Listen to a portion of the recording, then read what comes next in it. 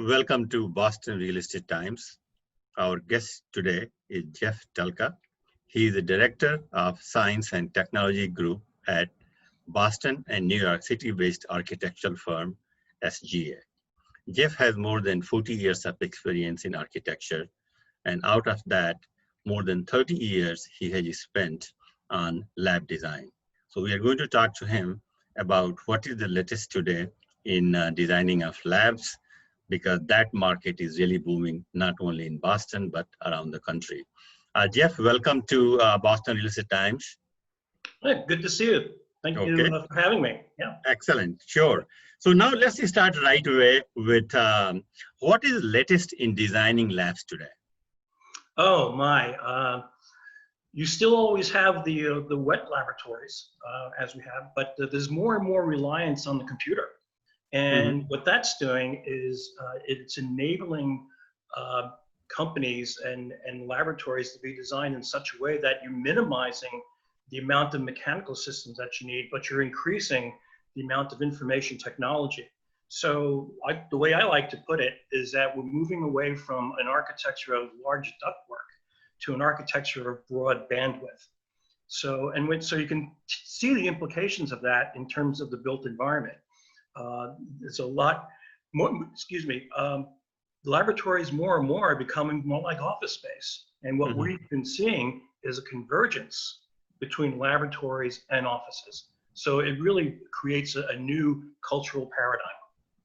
And somehow the office always has been a component of a lab, but not to the extent it is today. No, laboratories are still prevalent, but offices are still important. And what we've been seeing is a shift between, or at least the ability to toggle between office space and laboratory space. And I think that's what a lot of the users and a lot of our clients are looking for. That capability to change overnight or over the weekend to create from a conference room a new wet laboratory. So that's a fairly challenging assignment, but I think we're capable of doing that. So now, once you bring office space and dry lab space, it also brings in interior design. So how is the collaboration going on between lab design and interior design? Oh, it's more important than it's ever been. It used to be in the past, lab planners did everything. They selected the casework, and pretty much interior design was second thought. Now, even with COVID-19 and the workplace environment shifting, we're seeing more and more dependence on interior design as well as branding. You want to be able to create laboratory spaces that are continuous throughout in terms of branding, from the lobby to the offices to the laboratories. You want to create that sense of place and sense of belonging for all of the laboratory users, either office or in the laboratory. So can you talk a little bit about SGA's experience in interior design and lab design? Oh yeah, we are probably the preeminent life sciences architects in the Northeast. We've done millions of square feet of life sciences core and shell. We've also done a lot of fit outs for incubator spaces and business development spaces, things like that. So there's a real energy within our group, and within our interior design group and our architectural group to create exciting spaces for our users. And with me coming on board, I become the third leg of the stool. I mean, the first leg obviously being a terrific experience and credentials in core and shell. The second being our corporate workplace group, and now lab planning. So we can develop and provide a complete package for our users, whether they're developers, brokers, commercial clients, big pharma. We can bring the entire menu to bear.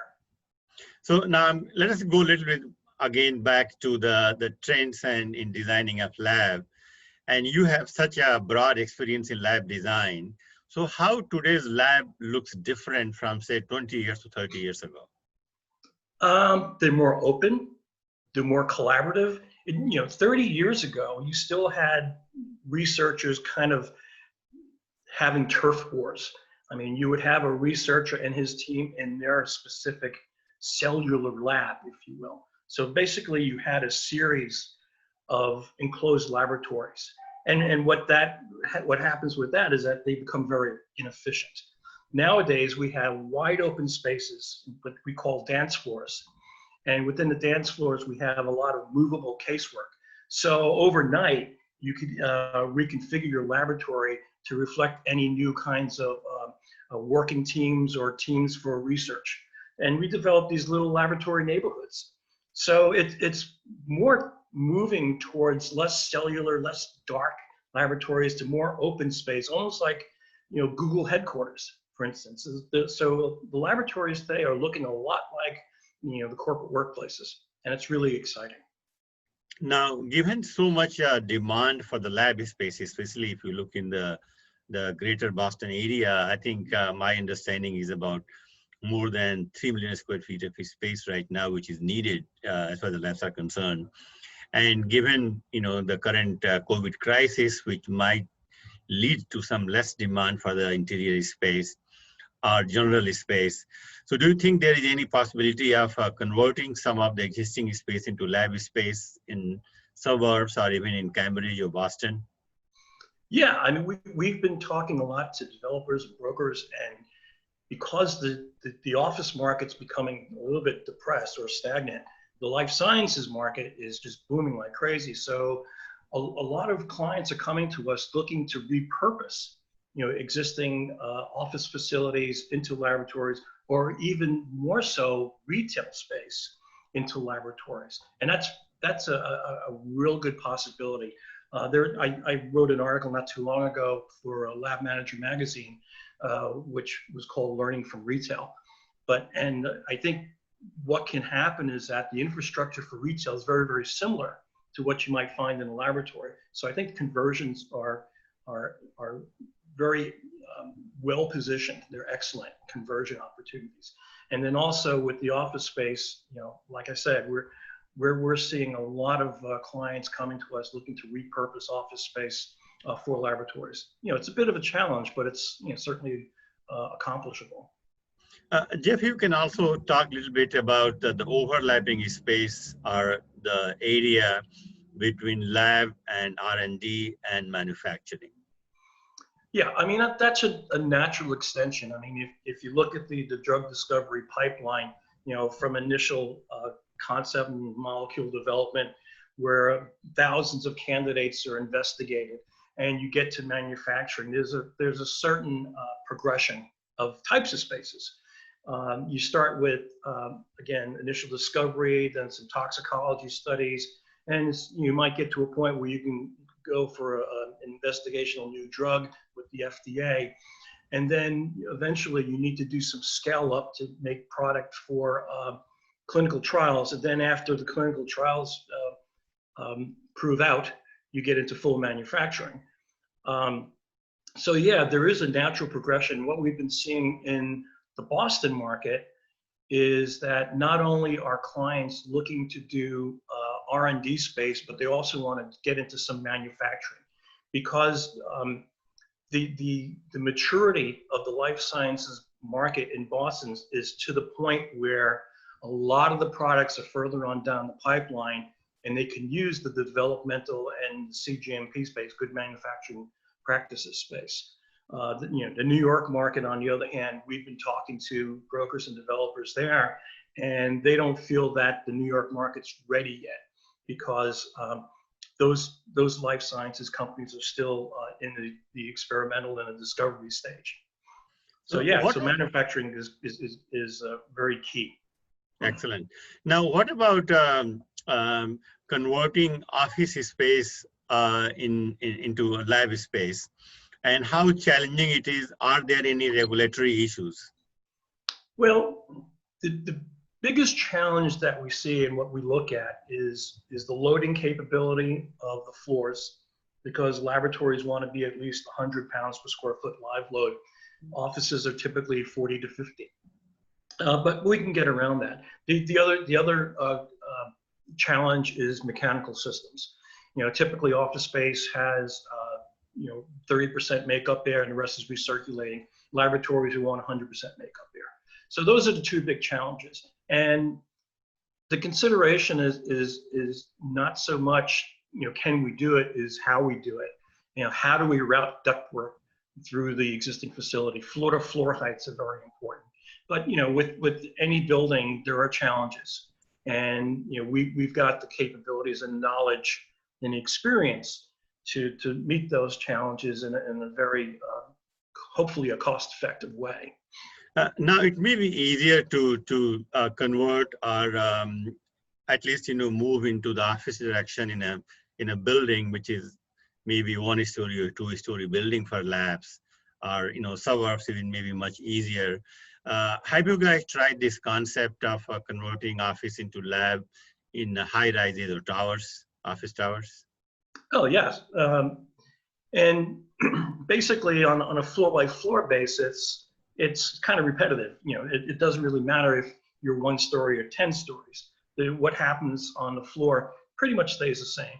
It's what happens vertically that's the challenge, because if you have a 10-story building, you want to put the mechanical on top, then you're going to have large duct runs and consequently large shafts running through your leasable space or your usable space. So looking at an high-rise office building and making that conversion to laboratories, we need to take into consideration how we distribute mechanical systems. We might have to look at an HVAC unit every other floor, or maybe one in the middle of the building, one at the top of the building. So looking at those constraints of the existing facility will guide us in terms of the solutions. But it's certainly doable. The other consideration is control areas for flammable materials. The higher you go up the building, the less allowable flammables and combustible materials you're allowed to have. So that's a consideration as well. There might be on the first couple of floors a building-wide storage space for those kinds of materials. So by looking at the problem and analyzing it, we can come to some creative solutions.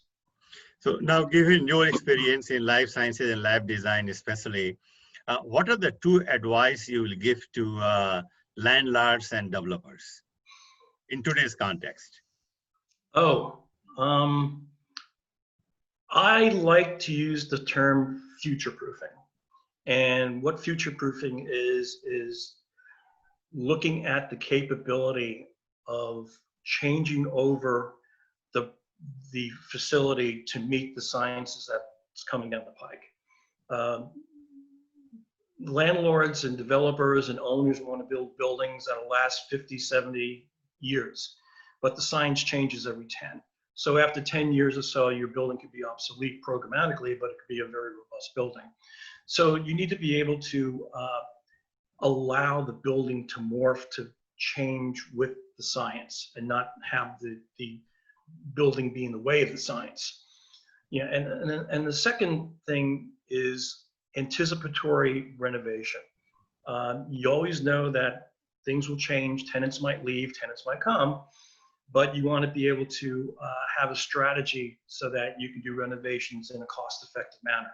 And that impacts the infrastructure and the core and shell design of the building.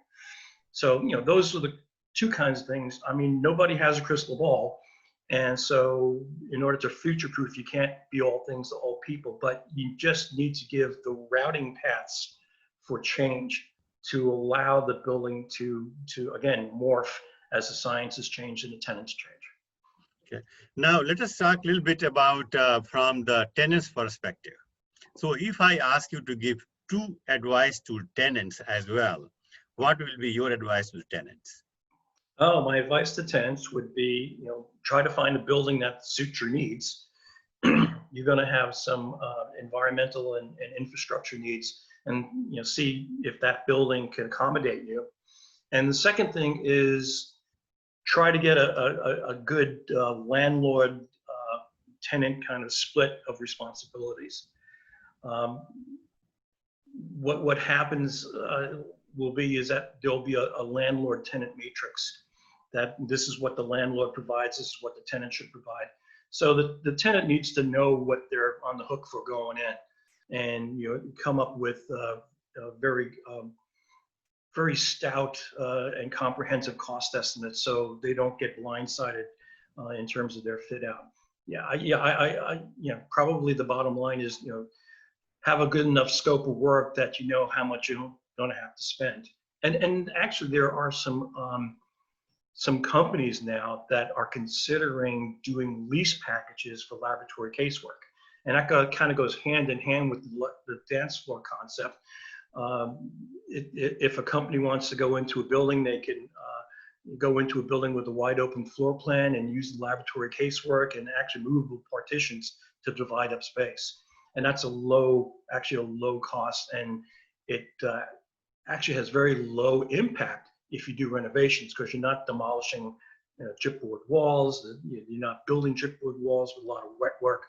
So from a tenant standpoint, they should know the options of how they can fit out their space and develop a really stout cost estimate. What about some design trends in academic facilities, universities, colleges? They also rely heavily on labs as well. Yeah, traditionally the teaching labs were typical lecture halls, and then you go into a teaching laboratory. Now it's more hands-on. It's more teaching laboratories are more like research labs. It's almost like a 1-to-1 or a 1-to-3 ratio between the instructor, who's a researcher himself or herself, and the student. So basically, it's almost like on-the-job training within a teaching laboratory.